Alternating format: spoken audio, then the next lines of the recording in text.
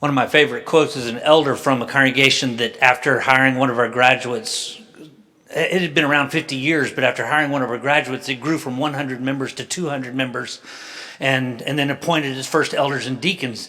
And the guy said in a video, and I can share it with you, but he says, you know, Southern Africa Bible College, this is our future. You can have a congregation without one of the graduates, but if you have one, they have thought critically about Scripture. They've thought critically about how to grow congregations, how to help people mature. This is our future. So that's one of my favorite quotes. By the way, great news that I'm telling everybody this year is that in 2022, South Africans contributed, this was the first year South Africans contributed over 1 million rand to the college, which is huge. It's grown 11 out of the last 13 years, how much they give. But last year they gave over 1 million rand. That's a huge milestone. Okay, so what is a successful mission effort? Well, I hope we could all agree that a successful mission effort is one that evangelizes, one that brings people to Christ, right? Okay, what else? Well, it's one that helps people mature and grow in their faith and become leaders and then reach out to other people. Yeah, okay, that's good, yeah. What else? Well, it's one that supports itself, that gives back financially, that they mature to a level where they support their own works and they reach out and serve other people in their communities. Yeah. What else? Well, it's one that provides its own leadership, that it gets to the point where it is the one taking control. Thank you to Memorial, 56 years ago, seeing this is a viable work that now has its own leadership, teaches people to evangelize, helps grow congregation, helps people mature in their faith. The number of congregations in South Africa is now over 450. That's just in South Africa. We've got graduates in over 50 countries around the world. And then they're starting also now to support it and to give back to it. So thank you for being part of a successful mission effort. I do want to take a minute and mention, by the way, we might have a time for a question or two if somebody has a question in a minute. I do want to mention this year we have a goal of raising $100,000 to renew the dorms. Memorial helped build these dorms. Many of Memorial members' names are on these dorms in different rooms and things like that. And it's 30 years now. They're 30 years old. And so we're doing a $100,000 campaign to revamp the dorms. And we're going to revamp a dorm room. You can do that for $1,200. The chapel, our classrooms, the chapel, the kitchen, and the main room. Of course, we also need batteries to go along with our solar panels. I'm surprised nobody talked about the electricity outages. Have rolling blackouts. That was she was going to cover that. Rolling blackouts every day, so the batteries really make a difference. We got those batteries probably 3 years ago, and the solar panels, and they just need more batteries to go with it. So if you're interested in helping out with something like that, I've got some handouts back in the back, or I'm happy to answer any questions for you. Okay, we're going to wait on that. We got time for a question or two. If you have a question for any of these guys about their trip. Yes, ma'am. Yeah, the women that graduate, what do they go on to do? So a lot of different stuff. Our typical female graduate, our student is 18, 19 years old, right out of high school. And they will come there for 1, 2, or 3 years and get the bachelor's degree because we are an accredited college. And with that, they can go on for an honors degree, which is one more year of study, and not quite a master's, but above a bachelor's. And they can do education, they can do counseling, social work, something like that. So that's typically what they do. But as one of the graduates said, the female graduates, you know, this is about the church. I'm gonna go off, I'm gonna do social work or whatever, but I'm gonna teach ladies, I'm gonna teach children, I'm gonna be doing this work in the congregation. That's what it's about. So yeah, great question. Yes, sir.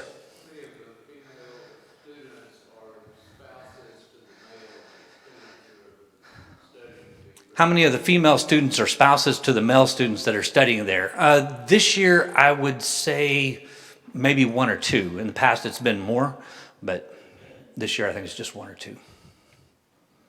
Like I say, the typical female student's 18, 19 years old. Yes, sir. Does the government regularly recognize the churches and the college and put up any roadblocks, or how is that? The government in South Africa is very liberal. They don't put up any roadblocks. We are accredited by the South African government to offer a bachelor's degree, so we have the same accreditation as University of South Africa and University of Pretoria. So they don't have any problems there. As far as the churches, Christianity's a major part of South African religion, so we don't get any trouble there. They don't quite have the Islam influence that they do in other countries. Yes, sir. Someone might have already asked this, or someone might have mentioned it, but do the students primarily just come from South Africa, or Do the students come from South Africa or other places? So we've had students come from over 30 countries around the world, mostly those Southern Africa countries, but also Ghana, Ethiopia, Kenya, things like that. Right now, most of them are from South Africa and Zimbabwe. And that's partly due to the politics in South Africa. South Africa's got a problem with illegal immigration a lot more than we ever imagined. So it makes it stickier to get in. Other questions? Let's talk about the next trip. April of 2024 is when we're planning to go again, doing the same things. This has been successful. This congregation in Venda has invited us back for that 8-hour bus drive. Now, wait a minute. A part of that, by the way, was that some folks, some Americans, newbies, decided to go to a sit-down restaurant in South Africa for lunch while we were on a break. Well, that's an hour and a half right there.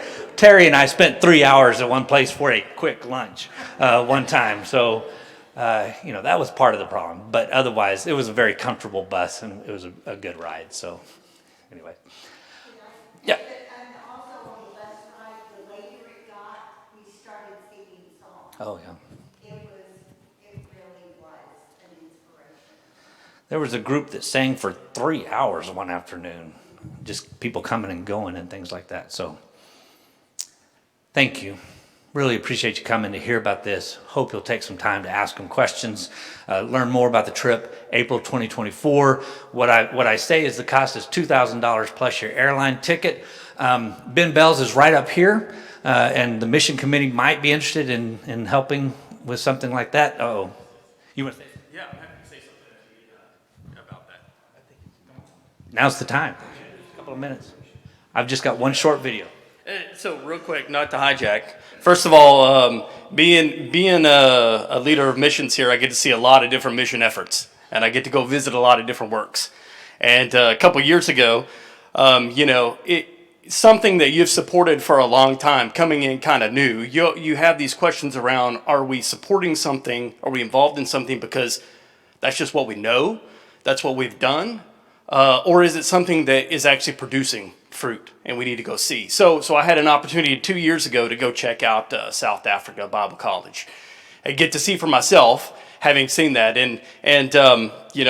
I tell Kirk often, I don't play favorites with our mission efforts.